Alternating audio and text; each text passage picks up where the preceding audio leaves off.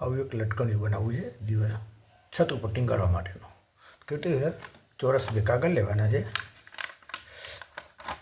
પ્રથમ કાગળ ખૂણા સાઈડ ભેગા કરવાના, પછી આ 2 ખૂણા ભેગા કરી દેવાના. એ ખૂણા ભેગા થઈ જાય પછી બાજુ ભેગી કરવાની, 2 બાજુ આ રીતે બાજુ ભેગી કર્યા પછી આ કાગળને અડધે વાર દેવાનું. જો આ રીતે આ વળી જાય કાગળ. જો આ કાગળ વાળવાનો છે આ રીતે. જો ભેગો કરવાનો છે. ભેગું કર્યા પછી એનો ભાગને છૂટા કરવાના છે આ રીતે.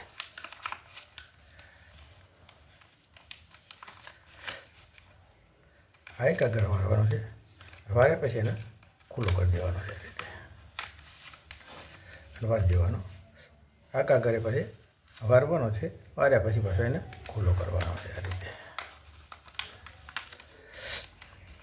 એ રીતે આ બાજુ ભાગ આવશે. આ ભાગ એને ખુલ્લો કરી દેવાનો છે. તો આવી રીતે 2 ભાગ બનાવવાના છે. જો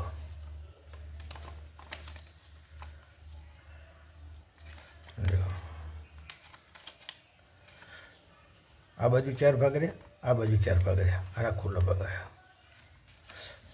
તો એવી રીતે આ પાસે જો છે ને, જો 4 ભાગી છે. એને શું કરવાનું છે, સામસામી બાજુ રાખવાની છે આ રીતે. સાઈડ ફેરવાની થોડીક આ રીતે. જો આ અહીં કટ છે તો આ સળંગ છે, તો એને એક ભાગ ફસાવવાનો છે આપણામાં, આની અંદર ફસાવવાનો છે આમાં, બરાબર. પછી બીજો ભાગ આવે એ આમાં ફસાવવાનો છે. અવર એક અવર જશે, એક પાછળ જશે આ રીતે.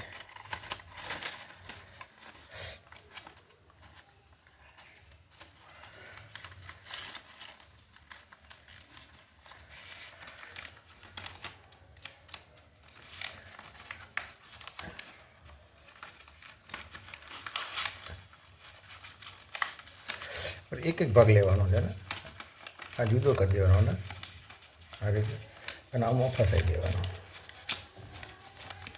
બરાબર. અને આને વાર્તા જવાનું એક,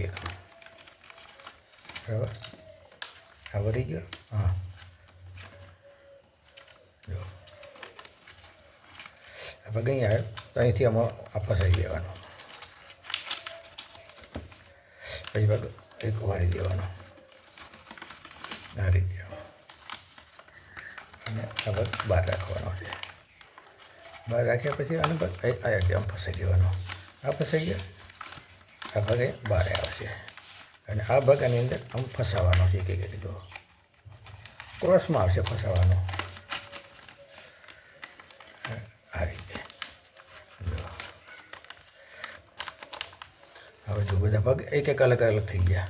જો આનો ભાગ અંદર ગયો તો આ ભાગ આવે ને, તો જો આ અંદર ગયો, આ ભાગ આવે આ અંદર ગયો, એટલે એક બાજુ અવર ભાગ અંદર જાય છે આવી રીતે. જો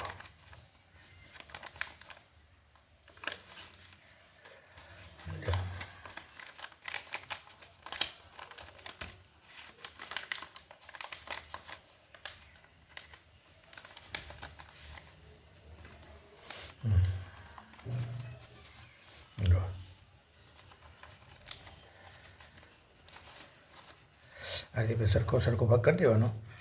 પછી આ લટકણીઓ થઈ ગઈ. જો